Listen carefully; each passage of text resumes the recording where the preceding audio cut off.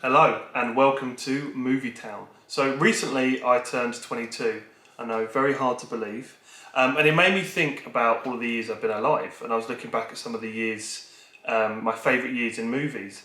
And it made me thinking, could I do a video of my favourite film from every year that I've been alive? And that's all the way back to 2002 up until 2023. So today I'm going to be telling you my favourite film from every year that I've been alive. Let's get into it.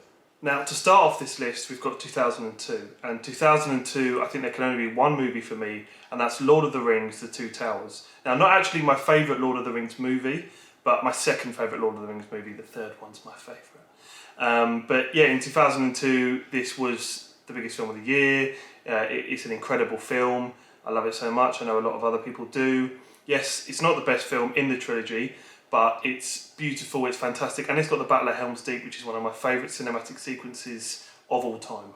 2003, you've got an absolute favourite of mine. I try and recommend it to everyone that I see, and that's School of Rock. I absolutely love School of Rock. Jack Black is completely electric in the film. He eats up every scene he's in. And you've got Miranda Cosgrove and all of the kid actors and actresses are so good. Sarah Silverman's great in it. She plays this really whiny, annoying person, but she plays it so well.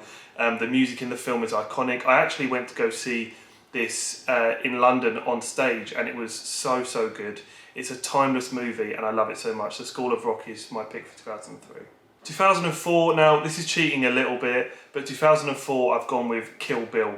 I think 2004 was the year that Kill Bill 2 came out, but if Tarantino counts both films as one movie, then I'm also going to do that as well. Kill Bill is a great throwback to almost this old Western mixed with Japanese style action with the samurai sword and the revenge tale, and especially in Kill Bill 2 where there's the animated sequence. It's one of my favourite animated bits of any movie ever. I think it's beautiful. I think Uma Thurman is fantastic. I do think she should have got an Oscar for that role. I think she was absolutely amazing. And to have a female-led action movie is not something that is being done properly nowadays. But back in 2003 and 2004, bearing in mind it's like 20 years ago, she was smashing it. So Kill Bill is my pick for 2004. 2005, it might not be the best critical film in the world, it might not be a piece of art, but Star Wars Episode 3, The Revenge of the Sith, is such a great film. It's entertaining from start to finish. Anakin's journey, what he goes on from the beginning of the film to the end, might be a little bit rushed, it might be a little bit flawed, but who cares, because the fight scene between him and Obi-Wan Kenobi is so amazing.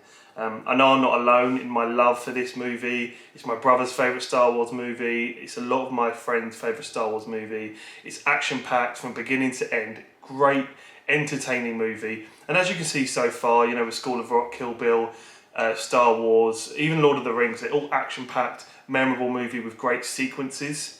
Every movie has fantastic sequences or bits that I love, and that's what makes it stand out to me as a memorable movie. Now, 2006 is a special year for me because my favourite film of all time came out, and that is This Is England. Now, this is a movie that maybe you haven't seen before, a lot of people haven't seen it before. It's such a beautiful movie. It's a British social realism film. It's set off one of the greatest TV series of all time, if not the greatest TV series of all time in my opinion, with the This Is England series. The characters are so real, you really feel like you're part of this friendship group that they've got. It hits on very deep and dark themes but handles them so well. Stephen Graham gives one of the greatest all-time performances in this movie. I do think it's in the top 10 performances of all time, and it's one of the most underrated movies ever made. This Is England is my favourite movie ever. Now, 2007, I'm going to cheat because I've got two movies here that are so different you can't even compare them, and I can't pick between them. On one hand, you've got Superbad, which is a great Hollywood comedy. You know, Seth Rogen does such a fantastic job with this film.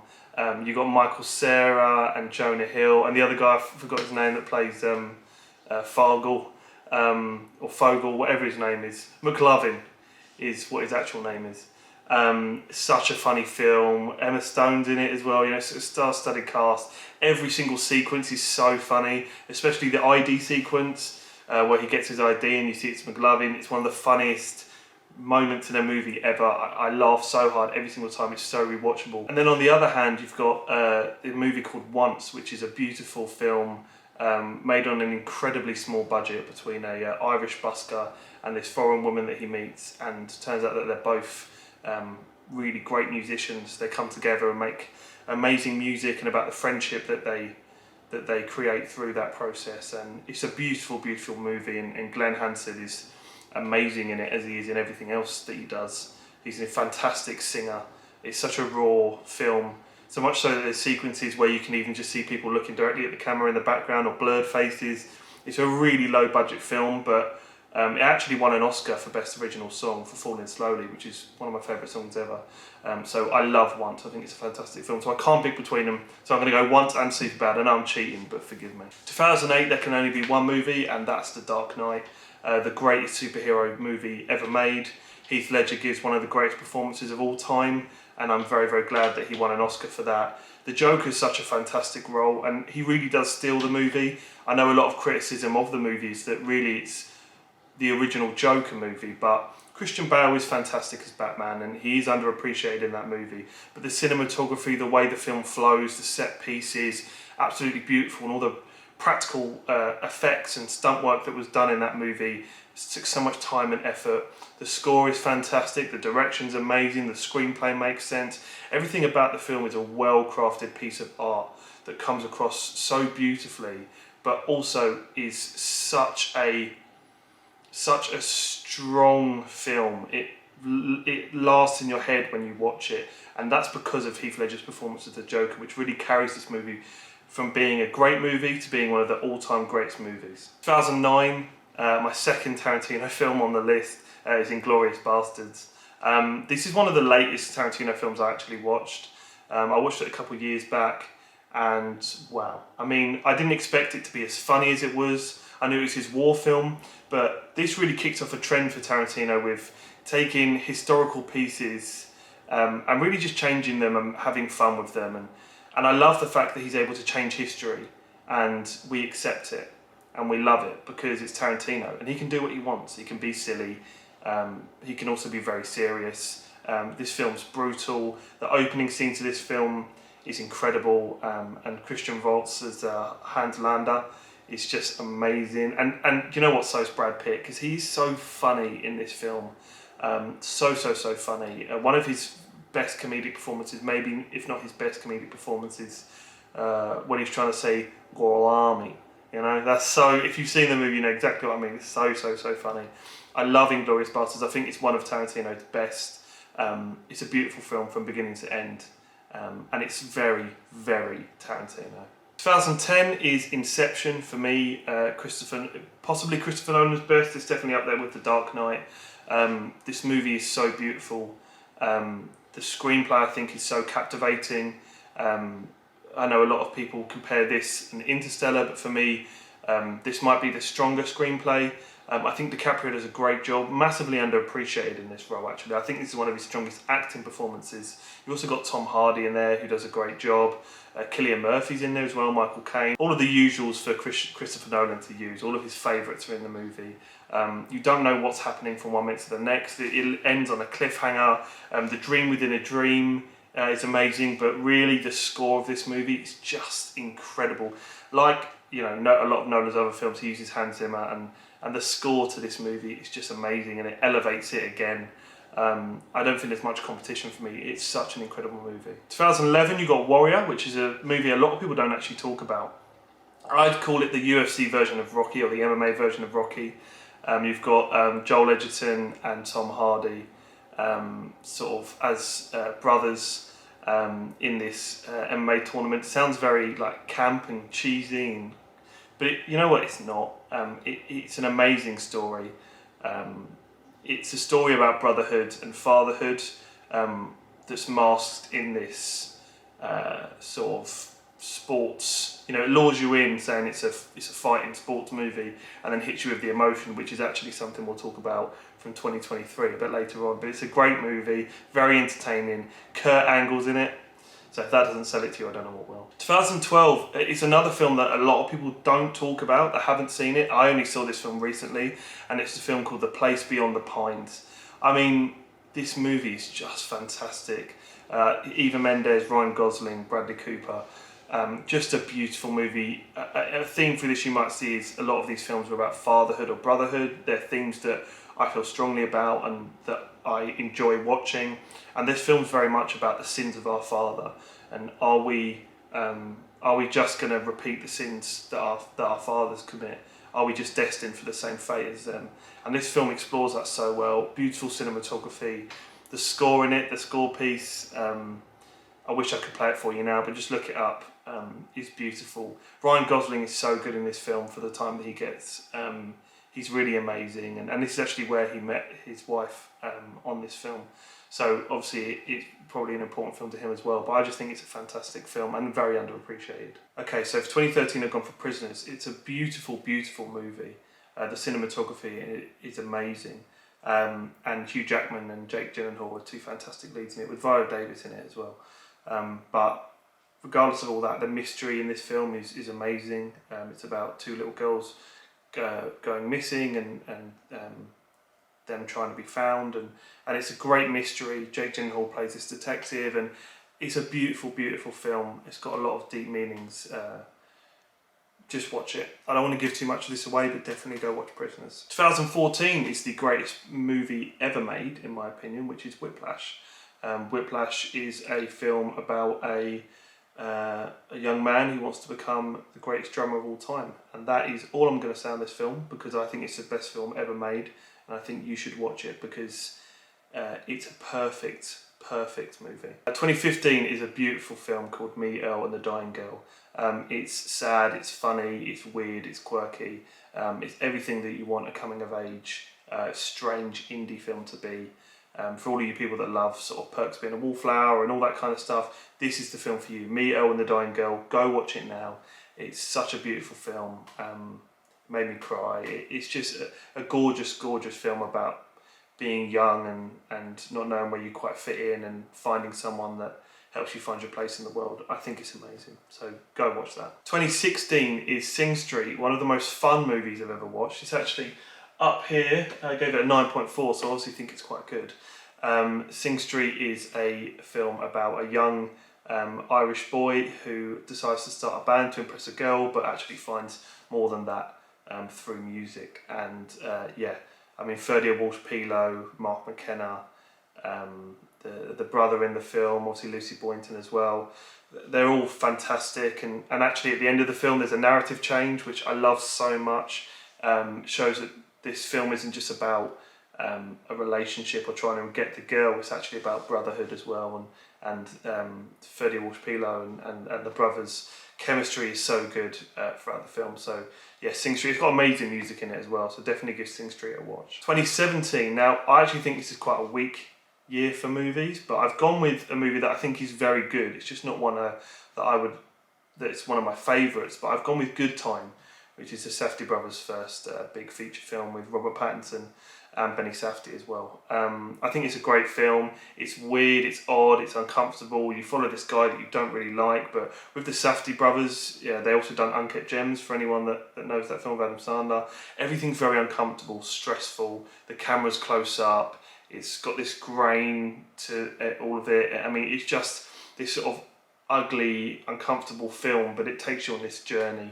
And I think it's shot beautifully.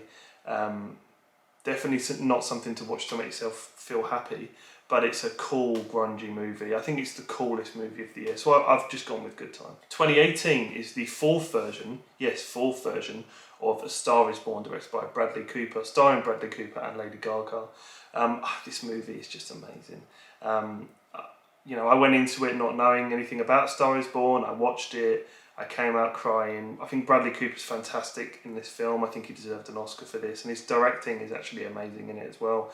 Lady Gaga gives a grounded and beautiful performance, and she's not Lady Gaga, she is who she is in this movie, and she sort of gets lost in this role, and obviously she's an incredible performer, and actually Bradley Cooper does a very good job as well.